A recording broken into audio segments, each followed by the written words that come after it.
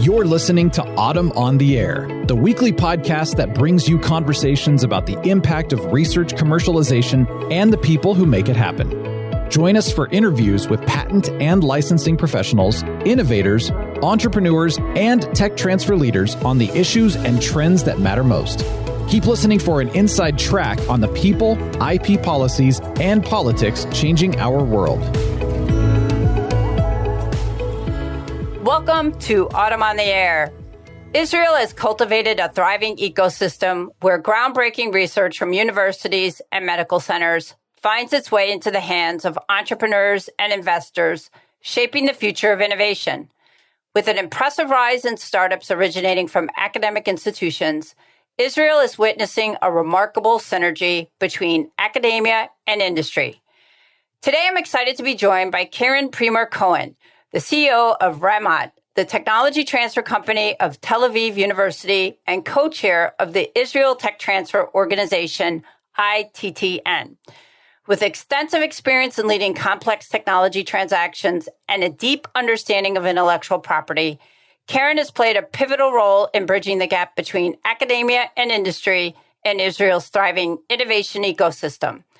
Her collaborative efforts with industry leaders, venture capitalists, and research institutions have fueled the successful commercialization of groundbreaking technologies and the establishment of numerous startups.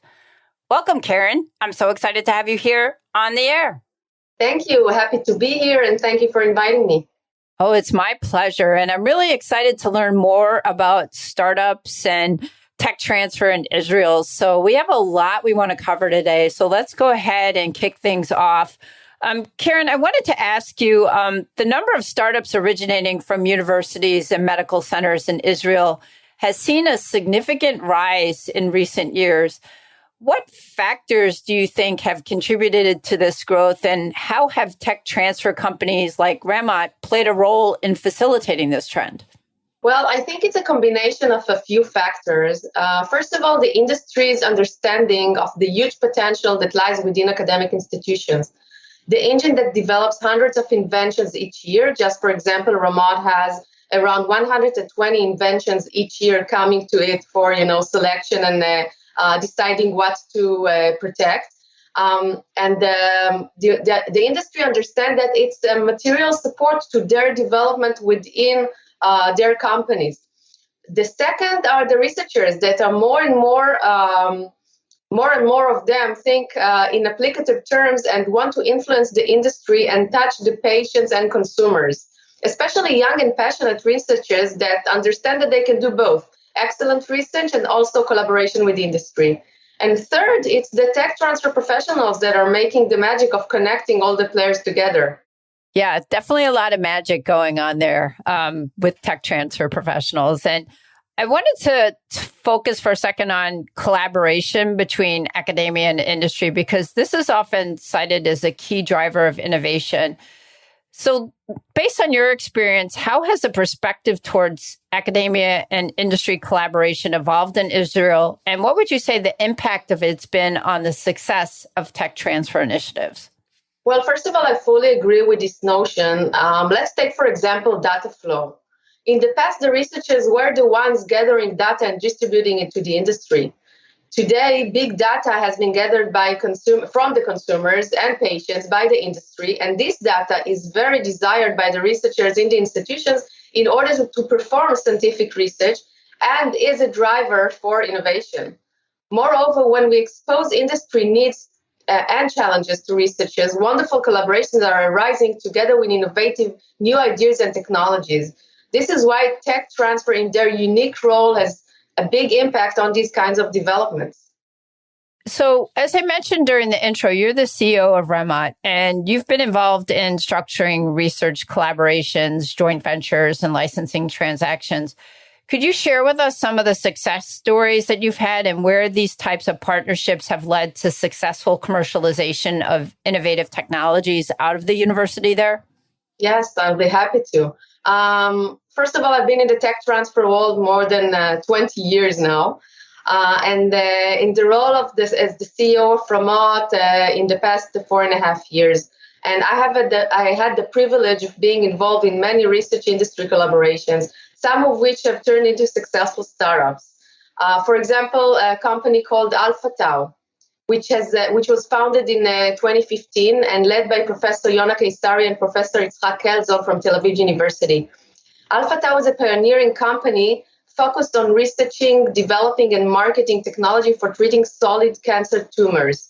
The groundbreaking method for cancer radiation addresses many challenges and side effects associated with existing radiation therapies. In 2022, Alpha Tau achieved a significant milestone when it merged with a SPAC, reaching a remarkable company valuation of around $1 billion and becoming publicly traded in the NASDAQ.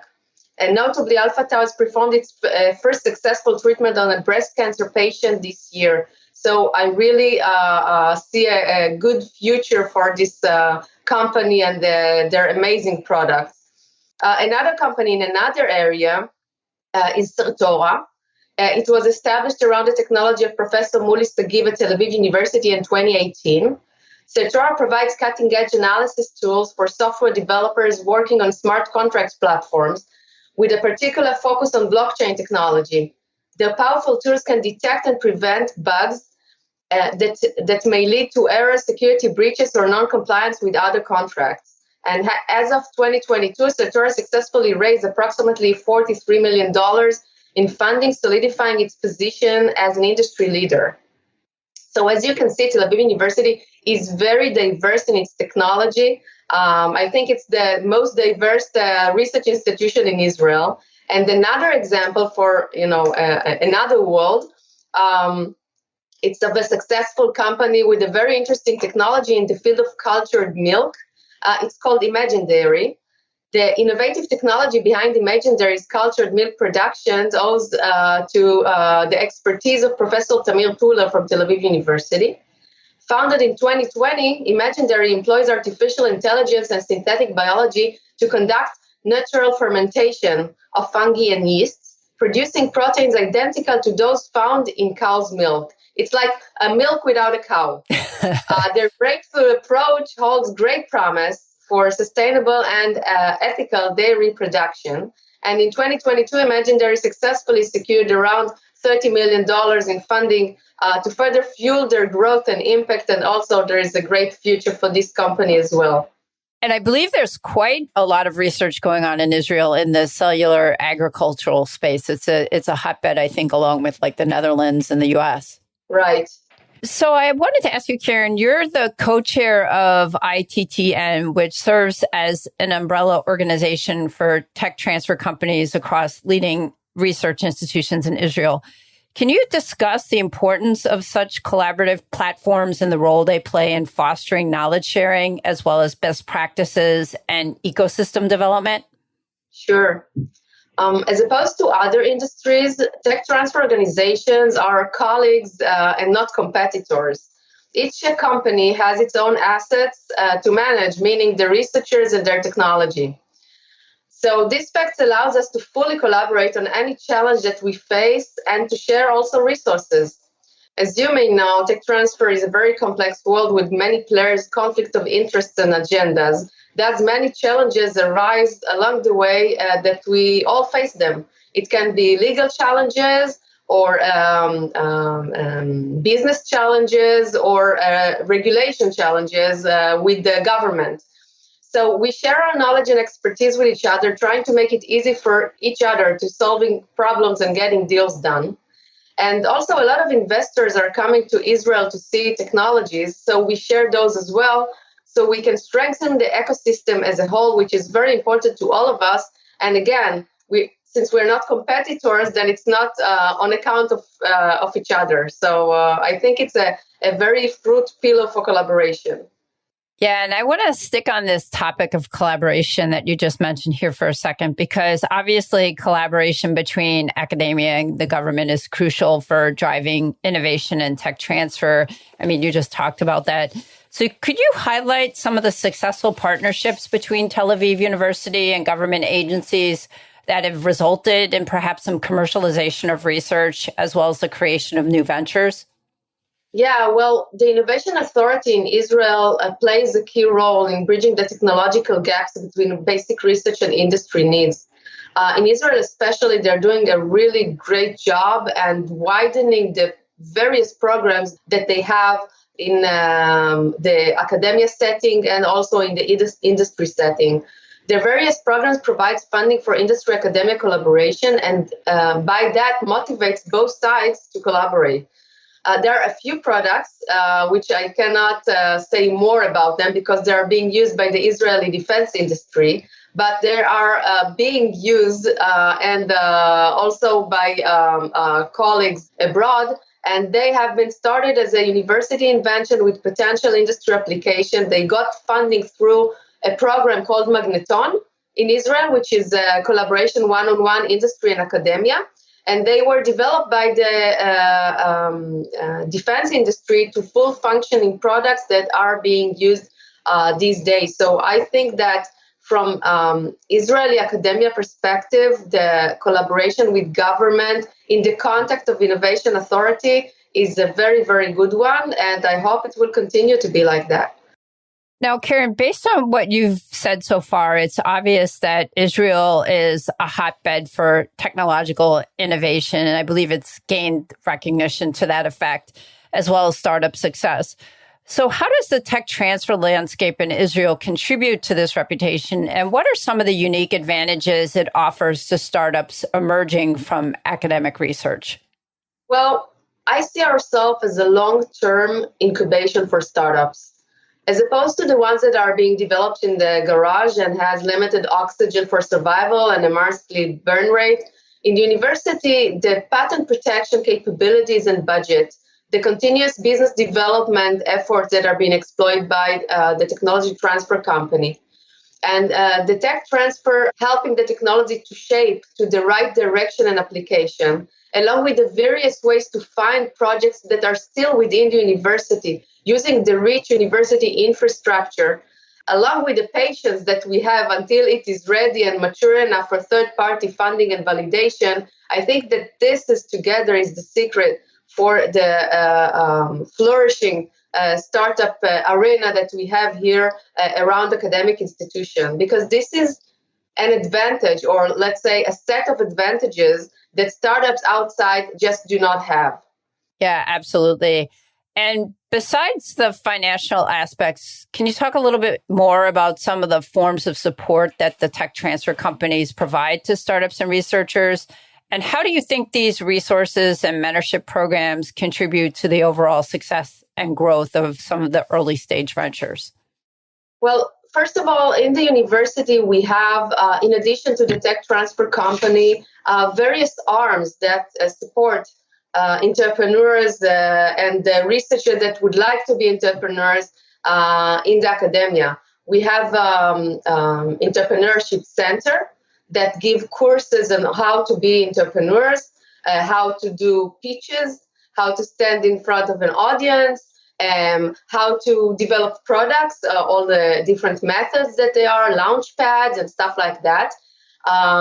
In the technology transfer company, we have a full professional team, legal, finance, business development, marketing, and patent, of course, in order to give them the full support that they need along the way, and especially in the first steps of them, building a startup around Tel Aviv University technologies. And I think that in addition to that, in the past few years, we've been concentrating in building communities and connections. All the time, my slogan is embrace the mass. We expose the inventions and capabilities and make endless introductions. We believe that this way will lead to many leads, and many leads lead to many deals. And we think that this is the way. It's not like one way, step by step. It's doing everything together and making a lot of introductions, a lot of events, virtual, physical, a lot of push and pull with the researchers and with our industry partners. And a lot of seeds are trying to being built like that and becoming later on successful deals and startups. Yeah, so a lot of different touch points there that you're helping to encourage. So I wanted to move on and ask you a little bit about the field of deep tech. That encompasses things like artificial intelligence, biotechnology, nanotechnology. And I mean, it's in the news every day. It's really gaining momentum all over the world. So how is Israel positioned in the deep tech space, and what opportunities do you think it presents for tech transfer and startup creation there? Based on the latest report from the Israel Innovation Authority, the high-tech sector is the driving force of the Israeli economy in the last decade. With accelerated growth, it has become the largest and fastest growing contributor to Israeli economy, responsible for a significant share of exports. As of 2022, high-tech accounted for a remarkable of 18.1% of Israel's GDP, making it the industry with the largest GDP in the economy. Comparatively, in the United States, the share of the high-tech in GDP was 9.3% as of 2021, making Israel high-tech sector nearly twice as large. Among the key areas of strength, Israel excels in three domains: software, fintech, and cybersecurity. These sectors serve as the forefront of Israeli high-tech, drawing substantial interest from entrepreneurs and investors.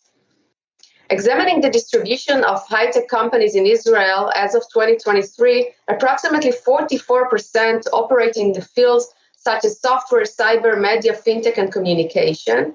An additional 18% thrive in the life sciences, medical devices, and digital health.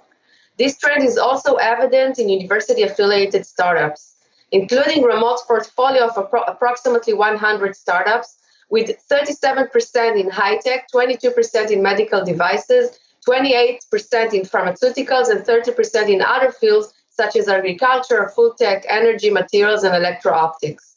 So a lot going on there in Israel, that's for sure, is what it sounds like. Yeah. Definitely. So Keren, I wanted to talk a little bit about your involvement in various boards and organizations, because it's obvious you have a broad perspective on the global tech transfer landscape. Are there any notable differences or similarities you've observed between tech transfer practices in Israel and other countries? And what do you think are some of the lessons that can be learned from these various international perspectives? I think that there are a lot of similarities between US practices and Israeli practices. I think that we've taken a lot of the methods from US practices in the tech transfer field.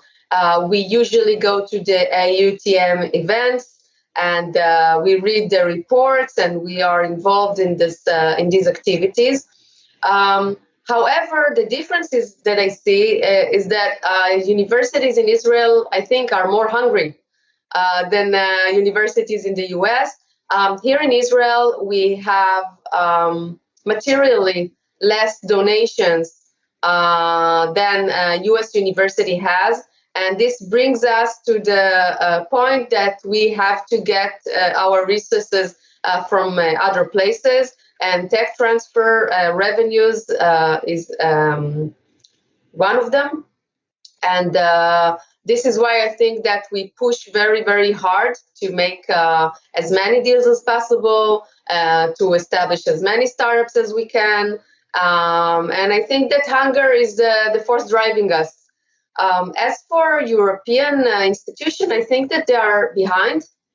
They're coming to Israel, a lot of them, to learn how to do tech transfer. I assume that they are coming to US to do that as well. I think that they are in the right path. It just will take time for them because establishing the area of tech transfer is very complex. It has to do with government regulation. It has to do with institution regulation. And these things take time. So even after you have all the regulations in place, then you need to start building the companies themselves and developing the expertise. And this may take years. But I think that they understand the importance of that. I think that no one doubts the importance of the tech transfer point in developing the academia to industry. And if in the past there have been doubts in this area of why do we need that? Maybe it's more barriers than input. I think that no one is saying that right now. I can tell you even that the Israeli government is starting to motivate the academic institutions in their matching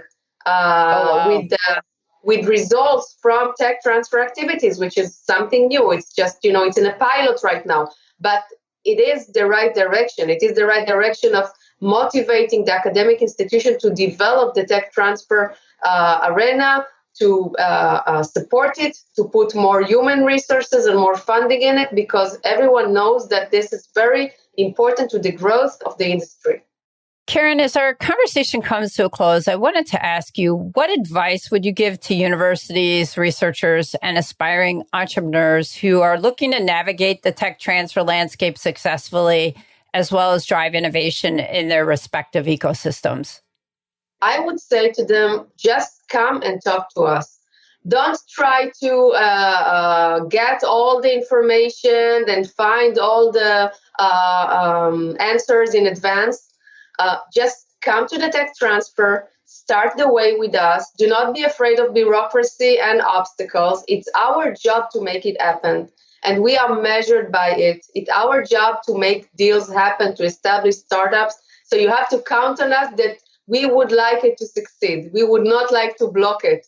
So if you come to us, we will take you hand by hand along the path of commercialization, and we will find the right opportunity for you within the amazing inventions and technological and capabilities in Tel Aviv University. You just need to come, meet our team, and start the way with us. Well, thank you very much, Keren, for sharing your expertise and providing us with such valuable insights into tech transfer in Israel. It's been an absolute pleasure having you on Autumn on the Air. It was my pleasure, and thank you very much. Thanks for listening to Autumn on the Air with Lisa Mueller.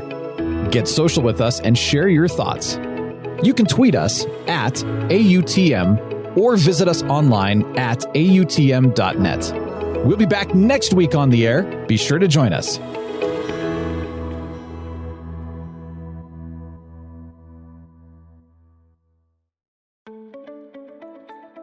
New to tech transfer or a seasoned pro? Autumn is the global member organization for tech transfer and is here to help you get connected, get smart, and get ahead. Whether you work in academia, research, government, business development, corporate engagement, or startups, Autumn is dedicated to supporting you through education, advocacy, networking, and promotion. Join and you'll receive 20 free live webinars, as well as meaningful discounts on meetings and courses, insider access to a vast network of colleagues to help you through challenges, and align on new technologies and the university decision makers who license them. Membership is open for 2023. Join us.